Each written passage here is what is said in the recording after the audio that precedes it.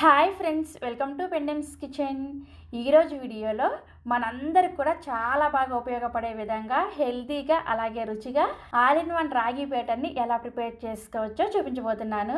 ఈ ఒక్క పిండిని రెడీ చేసి పెట్టుకున్నారంటే చక్కగా 5-6 రోజుల పాటు మీ ఇంట్లో వాళ్ళు ఏ బ్రేక్ఫాస్ట్ అడిగినా కానీ చిటికలో ప్రిపేర్ చేసి ఇచ్చేయచ్చు.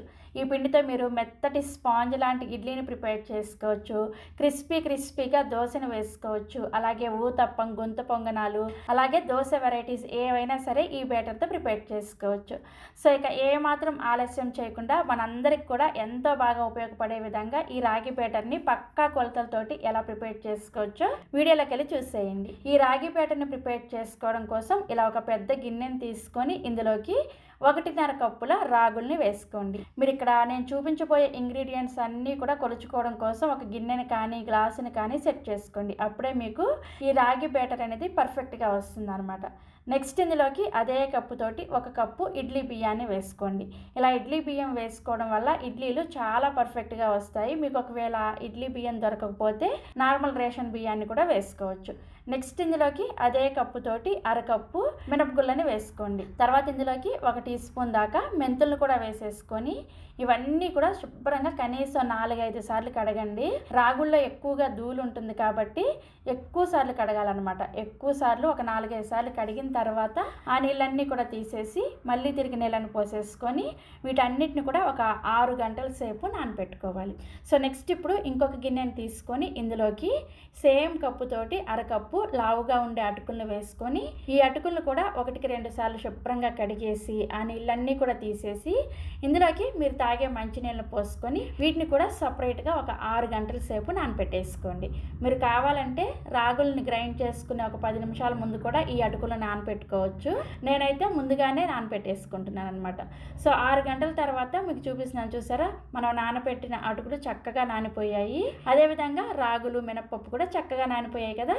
ఇప్పుడు వీటిని గ్రైండ్ చేసుకోవడం కోసం మిక్సీ జార్లోకి మనం ముందుగా నానబెట్టుకున్న ఈ రాగులు, మినపగుళ్ళని మిక్సీ జార్కి సగం వరకు వేసుకొని ఇందులోనే మనం నానబెట్టుకున్న అటుకులను కూడా సగం వేసేసుకొని తగినన్ని నీళ్ళని పోసుకుంటూ ఈ పిండిని కొంచెం లైట్గా బరకగా గ్రైండ్ చేసుకోండి. పిండిని మరీ మెత్తటి పేస్ట్ లాగా గ్రైండ్ చేసుకున్నారనుకోండి మీకు ఇడ్లీ వేసినప్పుడు రబ్బర్ సాగినట్లుగా సాగుతాయి అన్నమాట. ఇలా కొంచెం బరకగా గ్రైండ్ చేసుకుంటే ఇడ్లీలు చక్కగా రవ్వ వేసినట్లుగా వస్తాయి. అదేవిధంగా మెత్తగా గ్రైండ్ చేసుకుంటే దోశ కూడా మీకు క్రిస్పీగా రాదనమాట. సో ఈ విధంగా గ్రైండ్ చేసుకున్న ఈ పిండిని ఒక గిన్నెలోకి వేసుకోండి. పిండి కన్సిస్టెన్సీ కూడా చూడండి ఈ విధంగా ఉండాలి. సో ఇలా గిన్నెలోకి వేసుకున్న తర్వాత నెక్స్ట్ ఇదే సేమ్ మిక్సీ జార్లోకి మిగిలిన ఈ పప్పుల్ని అలాగే రాగుల్ని మొత్తాన్ని కూడా గ్రైండ్ చేసేసుకొని ఇదే పిండిలోకి వేసుకొని ఈ పిండిని కనీసం ఒక 2-3 నిమిషాల పాటు బాగా కలుపుకోండి. ఇలా కలుపుకోవడం వల్ల పిండి చక్కగా పొంగుతుంది అనమాట. సో ఇలా కలుపుకున్న తర్వాత ఈ పిండి మీద మూత పెట్టేసి ఖచ్చితంగా రూమ్ టెంపరేచర్లోనే ఒక 8 గంటల సేపు పిండిని పులియబెట్టుకోవాలి. పిండిని గ్రైండ్ చేసిన వెంటనే ఫ్రిడ్జ్లో పెట్టకూడదు. ఖచ్చితంగా ఒక 8 గంటల సేపు అయితే రూమ్ టెంపరేచర్లో పిండి పులవాలన్నమాట. సో ఒక 8 గంటల సేపు పిండి పులిసిన తర్వాత మీకు చూపిస్తున్నాను, చూసారా, పిండి ఎంత చక్కగా పొంగిందో కదా. ఇలా పొంగితేనే మీకు ఇడ్లీ అయినా దోశ అయినా ఏదైనా కానీ చాలా చాలా పర్ఫెక్ట్గా వస్తాయి. సో ఇలా పొంగిన పిండిని గరిటతో ఎలా పడితే అలా కలపకుండా నెమ్మదిగా ఒకే డైరెక్షన్లో కలిపేసుకొని ఇప్పుడు ఇందులో నుంచి మీకు కావాల్సినంత పిండిని వేరొక గిన్నెలోకి తీసుకోండి. మిగిలిన పిండిని ఫ్రిడ్జ్లో పెట్టుకున్నారంటే చక్కగా మీరు 5-6 రోజుల పాటు ఈ పిండితో ఏ బ్రేక్ఫాస్ట్ అయినా సరే ప్రిపేర్ చేసుకోవచ్చు. నేనైతే ఫస్ట్ డే ఈ పిండితో ఇడ్లీని ప్రిపేర్ చేసుకోబోతున్నాను. ఇడ్లీ కోసం ఇలా కావాల్సినంత పిండి తీసుకున్న తర్వాత ఇందులోకి రుచికి సరిపడా ఉప్పుని అలాగే అవసరమైతే కొద్దిగా నీళ్ళని వేసేసుకొని ఈ పిండిని నేను ఇక్కడ మీకు వీడియోలో చూపిస్తున్న కన్సిస్టెన్సీలో రెడీ చేసుకోవాలి. సో మనకి ఇడ్లీ పిండి రెడీ అయిపోయింది. నెక్స్ట్ ఇప్పుడు ఇడ్లీ వేసుకోవడం కోసం ఇడ్లీ ప్లేట్లకి నెయ్యిని కానీ నూనెని కానీ గ్రీస్ చేసేసుకొని ఇడ్లీ ప్లేట్లలో ఈ విధంగా ఇడ్లీ పిండిని పెట్టేసుకోండి. నేనైతే ఈరోజు 2 ప్లేట్లలో ఇడ్లీ పెట్టుకుంటున్నాను. ఇలా 2 ప్లేట్లలో ఇడ్లీ పెట్టుకున్న తర్వాత నేను ఇక్కడ ఆల్రెడీ ఇడ్లీ పాత్రలో నీళ్ళను పోసుకొని మరిగించుకుంటున్నాను. నీళ్ళు ఇలా చక్కగా మరగాలన్నమాట. బాగా మరిగితేనే ఇడ్లీలు బాగా ఉడుకుతాయి. ఇలా నీళ్ళు బాగా మరిగేటప్పుడు మాత్రమే ఈ ఇడ్లీ ప్లేట్లను పెట్టేసుకొని మూత పెట్టుకొని ఒక 10-12 నిమిషాల పాటు మీడియం ఫ్లేమ్లోనే ఇడ్లీని ఉడికించుకోండి. సో 10 నిమిషాల తర్వాత మూత తీసేసి మీ చేతిని ఒకసారి నీళ్ళతో తడి చేసుకొని చెక్ చేసుకోండి. మీ చేతికి పిండి ఏమీ అతుక్కోవట్లేదు అంటే ఇడ్లీ చక్కగా ఉడికిపోయినట్లే. ఇప్పుడు ఇడ్లీ ప్లేట్లను తీసుకొచ్చి బయట పెట్టేసి ఒక 5 నిమిషాల పాటు ఈ ఇడ్లీ సెట్ అయిన తర్వాత ఈ విధంగా తడి స్పూన్ పెట్టేసుకొని ఇడ్లీని తీసేసుకోండి. చూసారా ఇడ్లీ ఎంత చక్కగా వచ్చిందో. చాలా మెత్తగా వస్తుంది, టేస్టీగా ఉంటుంది, అలాగే హెల్త్కి కూడా చాలా చాలా మంచిది. నెక్స్ట్ ఇప్పుడు రెండవ రోజు నేను ఇదే పిండితోటి దోశను వేసుకోబోతున్నాను. దోశ కోసం కావాల్సినంత పిండి తీసుకొని కొద్దిగా రుచికి సరిపడా ఉప్పుని, అవసరమైన నీళ్ళని వేసేసుకొని ఈ విధంగా దోశల పిండిని కలిపేసుకున్న తర్వాత ఇప్పుడు దోశ వేసుకోవడం కోసం దోశల పెనాన్ని హై ఫ్లేమ్లో వేడి చేసుకోండి. పెనం బాగా వేడైన తర్వాత కొద్దిగా నీళ్ళని చిలకరించుకొని టిష్యూ పేపర్తో పెనాన్ని క్లీన్ చేసేసిన తర్వాత మంటని లో ఫ్లేమ్లోకి పెట్టుకొని ఈ విధంగా దోశని వేసుకోండి. ఇలా దోశ వేసుకున్న తర్వాత మంటని మీడియం ఫ్లేమ్లోకి పెట్టేసుకొని ఈ దోశ పైన పిండి తడారిపోయిన తర్వాత కొద్దిగా నూనెను కానీ లేదంటే నెయ్యిని కానీ వేసేసుకొని ఈ దోశని అన్ని వైపులు కూడా చక్కగా ఎర్రగా వేగేంత వరకు దోశల పెనాన్ని అటు ఇటు తిప్పుకుంటూ దోశని కాల్చుకోండి. సో చూసారు కదా, దోశ ఇలా చక్కగా కాలిన తర్వాత ఈ విధంగా ఫోల్డ్ చేసేసుకోండి. చూసారా దోశ ఎంత క్రిస్పీగా వచ్చిందో. మీరు కావాలంటే ఇదే పిండితోటి మెత్తటి స్పాంజ్ దోశలు కూడా వేసుకోవచ్చు. దోశ కొంచెం మందంగా వేసుకొని హై ఫ్లేమ్లో కాల్చుకున్నారంటే మీకు దోశ చక్కగా మెత్తగా వస్తుంది అనమాట. సో దోశ రెడీ అయిపోయింది.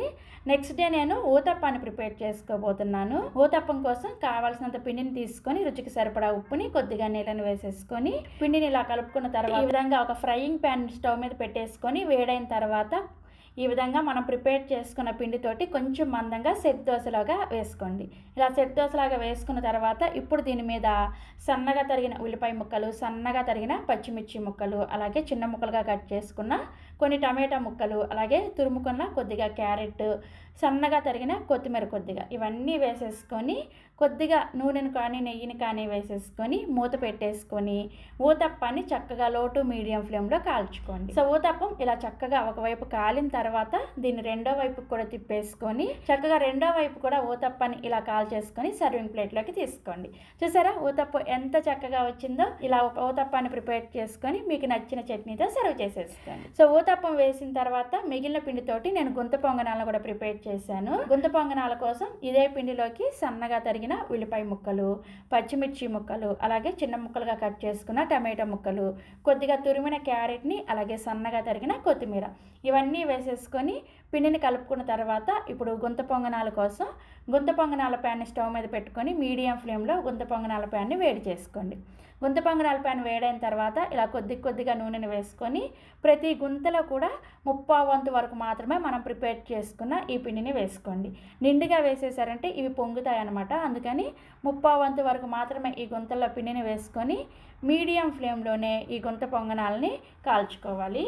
సో ఇవి ఒకవైపు చక్కగా ఇలా కాలిన తర్వాత వీటిని నెమ్మదిగా రెండో వైపుకి కూడా తిప్పేసుకొని వీటిని మీడియం ఫ్లేమ్లోనే కాల్చుకోండి. సో రెండు వైపులు కూడా ఇలా చక్కగా గుంత పొంగనాలు వేగిన తర్వాత సర్వింగ్ ప్లేట్లోకి తీసేసుకోండి. చూసారా ఎంత చక్కగా వచ్చాయో.